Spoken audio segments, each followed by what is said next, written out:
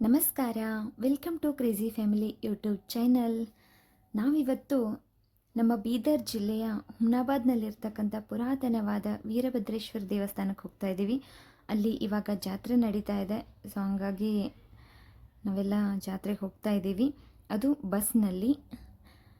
ಇಲ್ಲಿ ನೋಡ್ತಿದ್ದೀರಾ ಬಸ್ಸಲ್ಲಿ ಏನು ಬರೆದಿದ್ದಾರೆ ಅಂತ. ನಾಲಿಗೆ ನೆಟ್ಟಗಿದ್ದರೆ ನಾಡೆಲ್ಲ ನೆಂಟರು. ನಾನು ಯಾವಾಗಲೂ ಬಸ್ಸಲ್ಲಿ ಹೋಗ್ತಿರ್ಬೇಕಾದ್ರೆ ನೋಡ್ತೀನಿ, ಅವಾಗವಾಗ ಸೀಟ್ಗೋಸ್ಕರ ಜಗಳ ಆಡ್ತಿರ್ತಾರೆ. ಆ ಥರ ಆಡಬಾರ್ದು ಅಂತಲೇ ಹಾಕಿದ್ದಾರೆ ಅಂತ ಅನಿಸುತ್ತೆ. ತುಂಬ ರಶ್ ಇತ್ತು ಬಸ್ಸಲ್ಲಿ. ಆದರೂ ನಾವು ಬಸ್ಸಲ್ಲೇ ಹೋದ್ವಿ. ಯಾಕೆಂದರೆ ಬಸ್ ಹೋಗೋದು ಬಸ್ ಸ್ಟ್ಯಾಂಡ್ ಇರೋದು ಅಗ್ನಿಕುಂಡದ ಪಕ್ಕದಲ್ಲಿ, ಅಂದರೆ ದೇವಸ್ಥಾನಕ್ಕೆ ಸಮೀಪ ಆಗುತ್ತೆ. ಟ್ರೈನ್ಗೆ ಹೋದರೆ ಸ್ಟೇಷನಿಂದ ತುಂಬ ದೂರ ಆಗುತ್ತೆ, ಸುಮಾರು 2 ಕಿಲೋಮೀಟರ್ ಅಷ್ಟು ದೂರ ಇರುತ್ತೆ. ಸೊ ಹಾಗಾಗಿ ನಾವು ಬಸ್ಗೆ ಹೋದ್ವಿ. ಇಲ್ಲಿ ನೋಡ್ತಿದ್ದೀರಾ, ಅಗ್ನಿಕುಂಡಕ್ಕೆ ಹೋಗಬೇಕಾದ್ರೆ ಈ ಥರ ಕಟ್ಟಿಗೆಗಳನ್ನ ತೊಗೊಂಡು ಹೋಗಬೇಕಾಗತ್ತೆ. ನಮ್ಮ ಮನೆಯಲ್ಲಿ ಪ್ರತಿ ವರ್ಷ ಅದು ವಾಡಿಕೆ, ಅಗ್ಗಿ ತುಳಿಯೋದು ಅಂತಲೇ ಹೇಳ್ತಾರೆ. ವೀರಭದ್ರೇಶ್ವರ ಸ್ವಾಮಿ ನಮ್ಮ ಮನೆಯ ದೇವರು. ಸೊ ಹಾಗಾಗಿ ಪ್ರತಿ ವರ್ಷ ಅಲ್ಲಿಗೆ ಹೋಗಿ ಅಗ್ಗಿ ತುಳಿದು ಬರ್ತಾರೆ. ಇಲ್ಲಿ ರಥನ ಶೃಂಗಾರ ಮಾಡಿಟ್ಟಿದ್ದು ನೋಡ್ತಿದ್ದೀರಾ.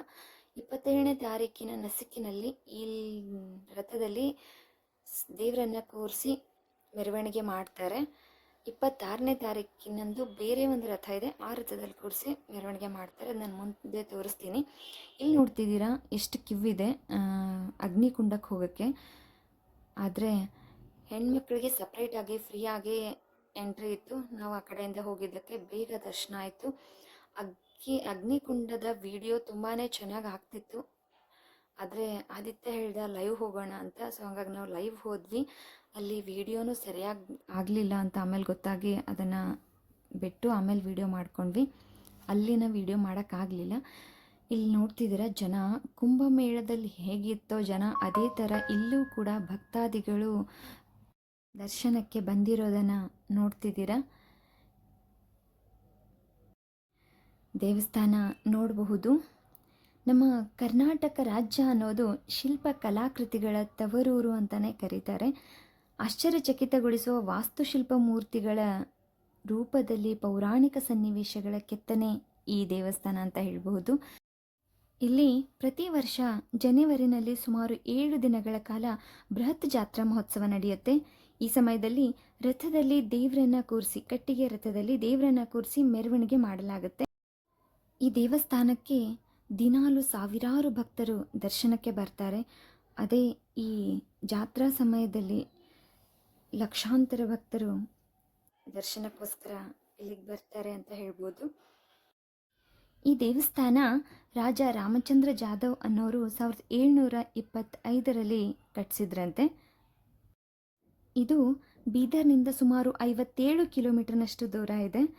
ಈ ಹುಮ್ನಾಬಾದ್ ರೈಲ್ವೆ ಸ್ಟೇಷನ್ ಏನಿದೆ, ರೈಲ್ವೆ ಸ್ಟೇಷನಿಂದ ಸುಮಾರು 2 ಕಿಲೋಮೀಟರ್ನಷ್ಟು ದೂರ ಇದೆ. ಸುತ್ತಲಿನ ಜನರಿಗೆ ಬರೋದಕ್ಕೆ ತುಂಬ ವ್ಯವಸ್ಥೆ ಚೆನ್ನಾಗೇ ಇದೆ ಅಂತ ಅನ್ನಿಸ್ತು. ಬಸ್ಗಳ ವ್ಯವಸ್ಥೆ ಆಗಿರ್ಬೋದು. ಬೀದರಿಂದ ಹೋಗೋರ್ಗಂತೂ 5 ನಿಮಿಷಕ್ಕೊಂದು 10 ನಿಮಿಷಕ್ಕೊಂದು ಬಸ್ ಇದೆ. ಬಸ್ಸಿಂದ ಹೋದರೆ ದೇವಸ್ಥಾನದ ಸಮೀಪನೇ ಹೋಗ್ತೀವಿ.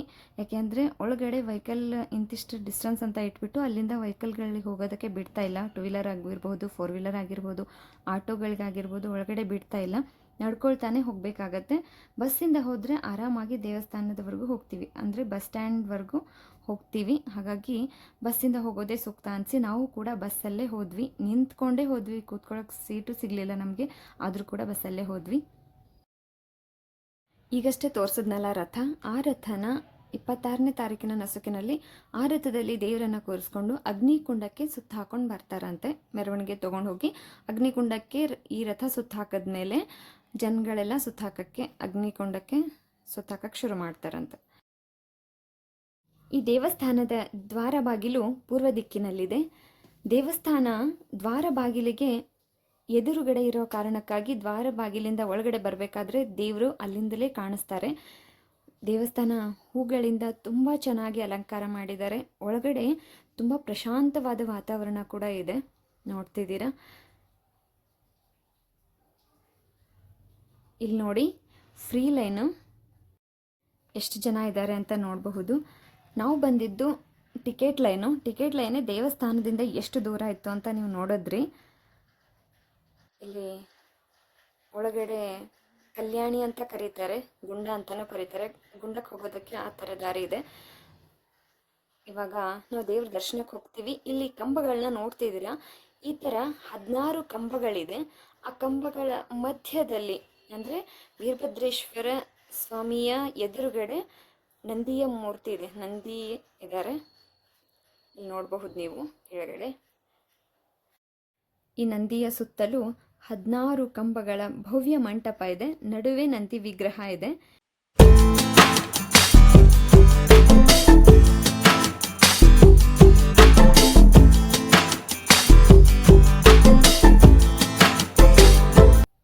ಪುರಾತನವಾದ ದೇವಸ್ಥಾನ ಇದು. ಹೊರಗಡೆ 16 ಕಂಬಗಳ ಕಬ್ಬಿಣ ಕಂಬಗಳು, ಒಳಗಡೆ ಈ ಥರ ಕಂಬಗಳಿದೆ. ಹೊರಗಡೆ ನೀವು ಒಳಗೆ ಎಂಟ್ರಿ ಆಗ್ತಿರ್ಬೇಕಾದ್ರೆ ನೋಡಿರಬಹುದು, ಅವು ಕಬ್ಬಿಣ ಕಂಬಗಳು. ಅವು ಕೂಡ 16 ಕಂಬಗಳ ಮಂಟಪ. ಆ ದ್ವಾರದ ಒಳಗಡೆ ಬರಬೇಕಾದ್ರೆ ನೋಡಿದ್ರಿ. ಇವಾಗ ವೀರಭದ್ರೇಶ್ವರ ಸ್ವಾಮಿ ದರ್ಶನ ಅಂತೂ ಆಯಿತು. ತುಂಬಾ ಜನ ಇದ್ದರು. ಜನರ ಮಧ್ಯದಲ್ಲಿ ವಿಡಿಯೋ ಸ್ವಲ್ಪ ಮಾಡ್ಕೊಳ್ಳೋಕೆ ಅವಕಾಶ ಸಿಕ್ತು. ದೇವ್ರ ದರ್ಶನ ಕೂಡ ತುಂಬ ಚೆನ್ನಾಗಾಯಿತು. ಈ ದೇವರನ್ನು ಭಕ್ತಿಯಿಂದ ಪೂಜಿಸಿದ್ರೆ, ಭಕ್ತಿಯಿಂದ ಬೇಡ್ಕೊಂಡಿದ್ದನ್ನು ನೀವು ಏನು ಕೇಳ್ತಿರೋ ಅದು ಆಗತ್ತೆ ಅನ್ನೋದು ಎಲ್ಲರ ಭಕ್ತಾದಿಗಳ ನಂಬಿಕೆ. ಶಿವನ ಹಣೆಯಿಂದ ಹುಟ್ಟಿದ ಈ ವೀರಭದ್ರೇಶ್ವರನನ್ನು ಭಕ್ತಿಯಿಂದ ಪೂಜಿಸಿದ್ರೆ ನಮ್ಮ ಎಲ್ಲ ಕಷ್ಟಗಳು ಪರಿಹಾರ ಆಗುತ್ತೆ ಅಂತ ಭಕ್ತಾದಿಗಳ ನಂಬಿಕೆ ಅಂತಲೇ ಹೇಳಬಹುದು. ಇಲ್ಲಿ ನಾಗಪ್ಪ ಕೂಡ ಇದ್ದರು. ಅವ್ರ ದರ್ಶನ ಮಾಡಿಕೊಂಡು ಹೊರಗಡೆ ಬಂದ್ವಿ. ಹೊರಗಡೆ ಬಂದು ನಾವೆಲ್ಲರೂ ಕೂತ್ಕೊಂಡು ಫೋಟೋ ಇಳಿಸ್ಕೊಂಡು ಇನ್ನೇನು ಹಿಂದಿನ ಬಾಗಿಲಿಂದ ಹೋಗ್ತಾ ಇದ್ದೀವಿ.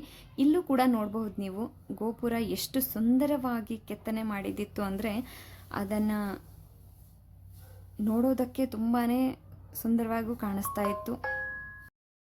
ಇಲ್ಲಿ ನಾವು ದರ್ಶನ ಎಲ್ಲ ಮುಗಿಸ್ಕೊಂಡು ಈ ಹುಮ್ನಾಬಾದ್ನಲ್ಲಿ ಭಕ್ತಾದಿಗಳು ಏನು ಮಾಡ್ತಾರೆ ಅಂದರೆ, ಆ ಊರಲ್ಲಿರ್ತಕ್ಕಂಥ ಜನಗಳು ಅವರವರ ಮನೆಯಲ್ಲಿ ಪ್ರಸಾದ ಮಾಡಿ ಅವರ ರಿಲೇಟಿವ್ಸ್ಗೆ ಎಲ್ಲ ಕರೆಸ್ಕೊಂಡು, ಫ್ರೆಂಡ್ಸ್ ಆಗಲಿ ರಿಲೇಟಿವ್ಸ್ ಆಗಲಿ ಅವರನ್ನು ಕರೆಸಿ ಊಟಕ್ಕೆ ಕೊಡೋದು, ಮನೆಯಲ್ಲಿ ಆ ದಿವಸ ಭಜನೆ ಮಾಡೋದು ಪ್ರತಿ ವರ್ಷ ಮಾಡ್ತಾರೆ.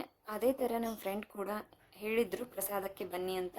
ಸೊ ಹಾಗಾಗಿ ನಾವು ಎಲ್ಲ ದರ್ಶನ ಮಾಡಿಕೊಂಡು ಅವ್ರ ಮನೆಗೇ ಹೋಗಿದ್ವಿ. ಮನೆಗೆ ಹೋಗಿ ಪ್ರಸಾದನ ಸ್ವೀಕರಿಸಿ ಅಲ್ಲಿ ಭಜನೆ ಇತ್ತು, ಕೂತ್ಕೊಂಡು ಸಂಗೀತವನ್ನು ಕೇಳ್ಕೊಂಡು ಬಂದ್ವಿ. ಇಲ್ಲಿ ಪ್ರಸಾದ ಏನೇನು ಮಾಡಿಸಿರ್ಬೋದು ಒಂದು ಸಾರಿ ನೋಡ್ಕೊಂಡು ಬರೋಣ ಬನ್ನಿ. ತುಂಬಾ ಚೆನ್ನಾಗಿತ್ತು ಪ್ರಸಾದ ಅಂತೂ. ನೋಡ್ತಿದ್ದೀರಾ ನೀವು, ಸ್ವೀಟು ಇದೆ, ಆ ಕಡೆ ಬಜ್ಜಿ, ರೊಟ್ಟಿ ಮತ್ತು ಬಜ್ಜಿಯಲ್ಲಿ ಹಾಕೊಳ್ಳೋದಕ್ಕೆ ಎಣ್ಣೆ, ತುಂಬಾ ಚೆನ್ನಾಗಿತ್ತು ಊಟ ಅಂತೂ. ನಾವೆಲ್ಲರೂ ಕೂತ್ಕೊಂಡು ಊಟ ಮಾಡಿಕೊಂಡು ಕೆಳಗಡೆ ಹೋಗಿ ಸಂಗೀತ ಕೇಳಿದ್ವಿ. ಇನ್ನೊಂದು, ಈ ದೇವಸ್ಥಾನದ ವಿಶೇಷತೆ ಏನು ಅನ್ನೋದನ್ನು ಹೇಳೋದಕ್ಕೆ ಮರ್ತುಬಿಟ್ಟೆ. ಅಲ್ಲಿ ಒಂದು ಕಂಬ ಅಲ್ಲಾಡಿಸಿದ್ರೆ ಅಲ್ಲಾಡತ್ತಂತೆ, ಕಂಬದ ತುದಿ ಅಲ್ಲಾಡಿಸಿದ್ರೆ ಅಲ್ಲಾಡತ್ತಂತೆ.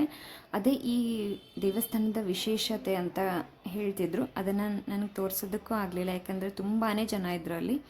ಇನ್ನೊಂದು ಸರಿ ಯಾವಾಗಾದರೂ ಹೋದಾಗ ಚೆನ್ನಾಗಿ ವಿಡಿಯೋ ಮಾಡಿಕೊಂಡು ಅದೇನು ಅನ್ನೋದನ್ನು ನಾನು ನೋಡ್ತೀನಿ ಹಾಗೂ ನಿಮಗೂ ತೋರಿಸೋದಕ್ಕೆ ಪ್ರಯತ್ನ ಪಡ್ತೀನಿ.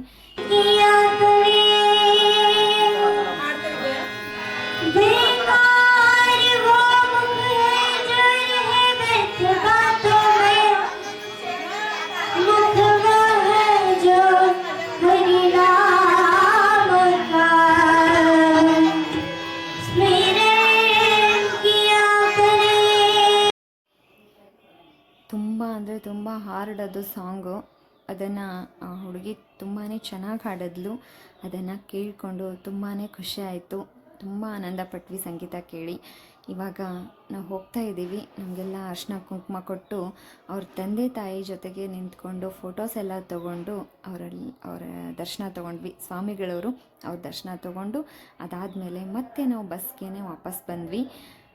ಇಲ್ಲಿ ನೋಡ್ತಿದ್ದೀರಾ, ಚಿಂಟುಗೆ ಅಡ್ಡಾಡಿ ಸ್ವಲ್ಪ ಕಾಲು ನೋಯಿಸ್ತಾ ಇದೆ ಅಂತ ಆದಿ ಅವನನ್ನು ತಲೆ ಮೇಲೆ ತೊಗೊಂಡ ಭುಜದ ಮೇಲೆ ಕೂಡಿಸ್ಕೊಂಡು ಹೋಗ್ತಿದ್ದಾನೆ.